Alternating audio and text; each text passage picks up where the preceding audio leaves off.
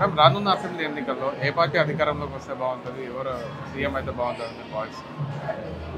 ఇప్పుడు ఉన్నటువంటి పార్టీ వైఎస్ఆర్సీపీ గత 14 సంవత్సరాలలో తెలుగుదేశం పార్టీ అధికారంలో ఉన్నప్పుడు ఎటువంటి అభివృద్ధి జరిగింది, ఈ 5 సంవత్సరాల్లో జగన్మోహన్ రెడ్డి గారు వచ్చిన తర్వాత ఎంత అభివృద్ధి జరిగింది అన్నది ప్రజలందరూ కూడా తెలుసుకుంటున్నారు.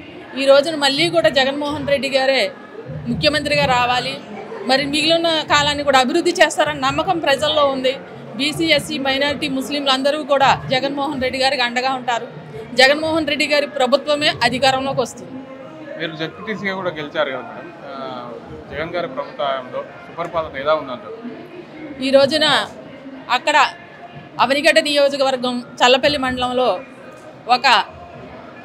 అది రిజర్వేషన్లో బీసీకి నాకు ఇచ్చారు, కానీ అది కాపులకి కమ్మోరికి చెందినటువంటి షీట్ని ఒక బీసీ మహిళ అయినా నాకు ఇచ్చి అత్యధిక మెజారిటీతో గెలిపించారు. ఈ రోజున ఇక్కడ ఈ పదవిలో ఉన్నాము అంటే అది జగన్మోహన్ రెడ్డి గారి వల్లే.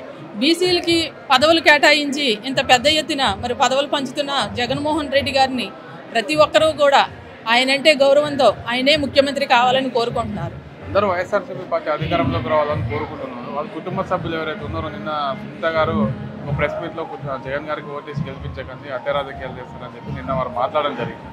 ఇంకో విషయం ఏంటంటే షర్మిల గారు ఏపీసీసీ ప్రెసిడెంట్ గారు ఎన్నికయ్యారు కాంగ్రెస్ పార్టీ. ఏమైనా ఎఫెక్ట్ అయ్యే అవకాశాలు ఉన్నాయంటారా? ఈ రోజున జగన్మోహన్ రెడ్డి గారి చెల్లైనటువంటి షర్మిల గారు కానీ, ఇంకొక చెల్లైనటువంటి సునీత గారు కానీ, ఇప్పుడు మరి ఆయన చనిపోయి మరి వాళ్ళ తండ్రి గారు అయినటువంటి మరి వివేకానంద రెడ్డి గారు చనిపోయినప్పుడు మాట్లాడకుండా ఎలక్షన్కి ముందు 45 రోజుల ముందు వచ్చి మాట్లాడుతున్నారంటే దాని వెనకాల రాజకీయంగా ఎంత కుట్ర జరుగుతున్నది అనేది ప్రజలందరూ కూడా గ్రహిస్తున్నారు.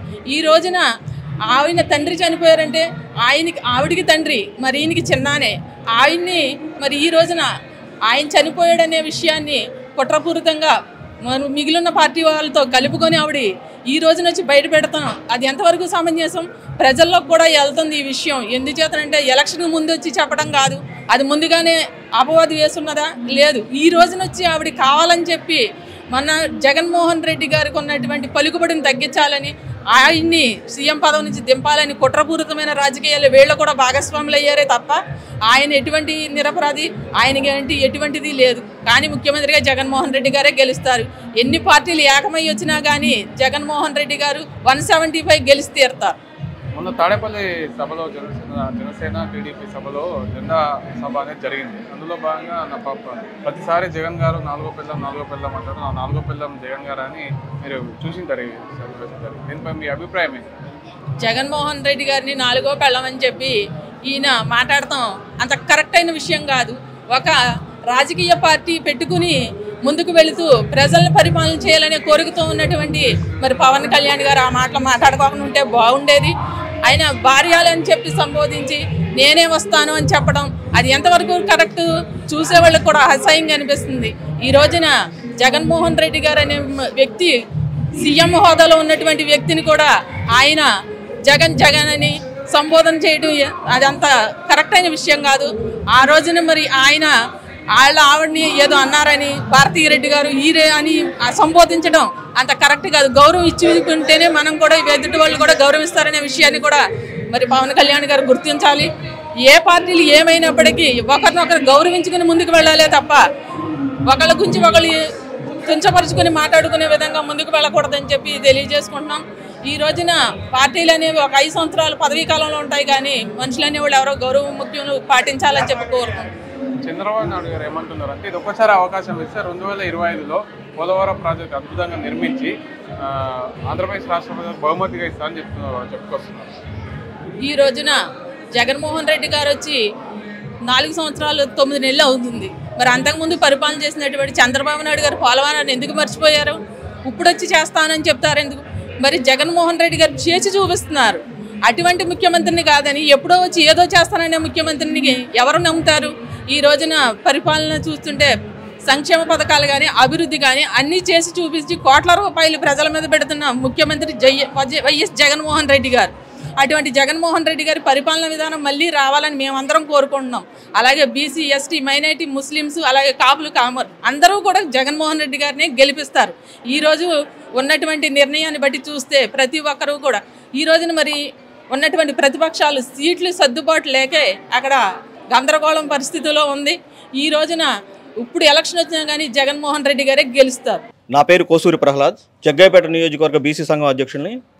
ఈరోజు 139 బీసీ కులాల యొక్క ఆత్మీయ సమ్మేళనానికి వచ్చేసినటువంటి పూజ్యులు పెద్దల ఆర్ కృష్ణయ్య గారి ఆధ్వర్యంలో గౌరవ పార్లమెంటు సభ్యులు కేసినేని నాని గారు, వెల్లంపల్లి శ్రీనివాసరావు గారు మరియు రాష్ట్ర బీసీ సంఘం అధ్యక్షులు మరియు బీసీ కమిషన్ మెంబర్ ఎన్ మారేష్ గారు వీరి ఆధ్వర్యంలో జరిగినటువంటి ఈ బీసీ కులాల ఆత్మీయ సమ్మేళనంలో ఈరోజు రాష్ట్రంలో జరుగుతున్నటువంటి జగన్మోహన్ రెడ్డి గారు తీసుకుంటున్నటువంటి సంచలనాత్మకమైన నిర్ణయాలు, బీసీల పక్షపాతిగా జగన్మోహన్ రెడ్డి గారు తీసుకున్నటువంటి నిర్ణయాలని మేమందరం కూడా ఆయన అడుగుజాడలో నడుచుకుంటూ రానున్న ఎన్నికల్లో వైఎస్ఆర్ కాంగ్రెస్ పార్టీ విజయదుందుబి మోగించే వరకు వైఎస్ఆర్ కాంగ్రెస్ పార్టీకి జగన్మోహన్ రెడ్డి గారికి వెన్నుదన్నుగా ఉంటామని చెప్పి ఈ సందర్భంగా తెలియజేస్తా ఉన్నాం.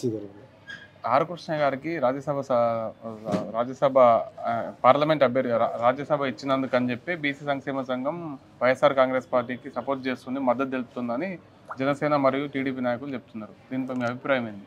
ఆనాడు ఉమ్మడి ఆంధ్రప్రదేశ్ రాష్ట్రంలో తెలుగుదేశం పార్టీ కూడా టికెట్ ఇచ్చి ఆ రోజున తెలుగుదేశం పార్టీ తరఫున కూడా ఆర్ కృష్ణ గారిని ఎమ్మెల్యే టికెట్ ఇచ్చి ఎల్బీ నగర్ నుంచి ఎమ్మెల్యేగా గెలిపించినప్పుడు అడ్డూరాని పార్టీ ఇవాళ ఆర్ కృష్ణ గారు మా పార్టీ మాకు రాజ్యసభ గౌరవించి గుర్తింపు ఇచ్చిన రాజ్యసభ ఇస్తే మమ్మల్ని ఎట్లా అంటారని చెప్పేసి నేను అడుగుతున్నా. చంద్రబాబు నాయుడు కూడా ఏమంటున్నారంటే ఇది ఒక్కసారి నాకు అవకాశం ఇస్తే 2025లో మేము అధికారంలోకి వచ్చిన తర్వాత పోలవరం ప్రాజెక్ట్ని అద్భుతంగా నిర్మించి ఆంధ్రప్రదేశ్ రాష్ట్ర ప్రజలకు బహుమతికి ఇస్తాను, ఇది ఒకసారి అవకాశం ఇవ్వండి అని చెప్తున్నారు. చంద్రబాబు నాయుడు గారి మాటలు నమ్మే పరిస్థితిలో ఇవాళ ఆంధ్ర రాష్ట్ర ప్రజలు లేరు. మాట తప్పిన వ్యక్తి చంద్రబాబు నాయుడు గారు, మాట ఇస్తే మడమ తిప్పని వ్యక్తి జగన్మోహన్ రెడ్డి గారు. ఈ రాష్ట్రంలో జగన్మోహన్ రెడ్డి గారు నమ్ముతారు, జగన్మోహన్ రెడ్డి గారి వెంట ఈ రాష్ట్ర ప్రజానికం ఉంటుందని చెప్పి సందర్భంగా తెలియజేస్తారు. బీసీ కులాలు సపోర్ట్ అంతా చాలా సపోర్ట్లు అందరు చేస్తున్నారు జగన్ గారికి, ఓకే. కాకపోతే ఏంటంటే వాళ్ళ కుటుంబ సభ్యులు వాళ్ళకి సపోర్ట్ చేయట్లేదు కదా, మరి అధికారంలోకి ఏ రకంగా వస్తారు? ఎవరు కుటుంబ సభ్యులు చేయట్లేదు? నిన్న సుంత గారు ఒక ప్రెస్ మీట్ లో చెప్పడం జరిగింది. ఏమనంటే మన జగన్మోహన్ రెడ్డి గారికి ఓటేసి వైసీపీని అధికారం తెస్తే మళ్ళీ అత్య రాజకీయాలు చేస్తారు కాబట్టి జగన్మోహన్ రెడ్డికి అండగా ఉన్నారు. ప్రెస్ మీట్ పెట్టి చెప్పడం జరిగింది. వాళ్ళ సోదరు ఎవరైతే ఉన్నారో వైఎస్ షర్మిల గారు కూడా కాంగ్రెస్ పార్టీ అధ్యక్షుడు. చాలా తప్పండి. జగన్మోహన్ రెడ్డి గారు 2019లో అధికారంలోకి వచ్చిన తర్వాత ఎక్కడ హత్య రాజకీయాలు కానీ కేసులు కానీ అక్రమ కేసులు కానీ అవన్నీ తెలుగుదేశం ప్రభుత్వంలో చంద్రబాబు నాయుడు గారు చేశారు. జగన్మోహన్ రెడ్డి గారి ఆధ్వర్యంలో సంక్షేమం అభివృద్ధి తప్ప రెండోది ఏం జరగదు. బ్రహ్మరథం పట్టబోతున్నారు ఆంధ్ర రాష్ట్ర ప్రజలు. బీసీ 139 కులాలు ఏవైతే ఉన్నాయో ఈ బీసీ కులాలు మొత్తం కూడా జగన్మోహన్ రెడ్డి గారికి అండదండగా ఉండబోతా ఉన్నాయి. పవన్ కళ్యాణ్ గారు మీ అభిప్రాయం?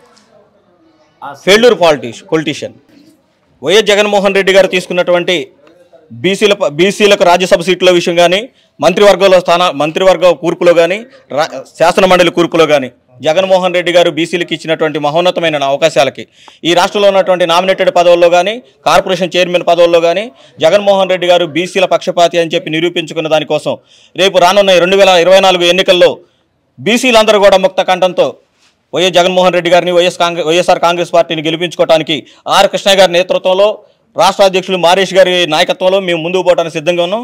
జగన్మోహన్ రెడ్డి గారిని బీసీలు ఏదైతే ఉన్నారో ఈ 135 కులాలు వైఎస్ఆర్ కాంగ్రెస్ పార్టీకి జగన్మోహన్ రెడ్డి గారికి వెన్నుదన్నుగా ఉండటం కోసం మా సాయశక్తుల జగన్మోహన్ రెడ్డి గారిని గెలిపించుకొని ఈ విజయం బీసీలు ఇచ్చిన విజయంగా ఈ రాష్ట్రంలో మేము ప్రచారం చేసుకుంటామని చెప్పి తెలియజేస్తా ఉన్నా.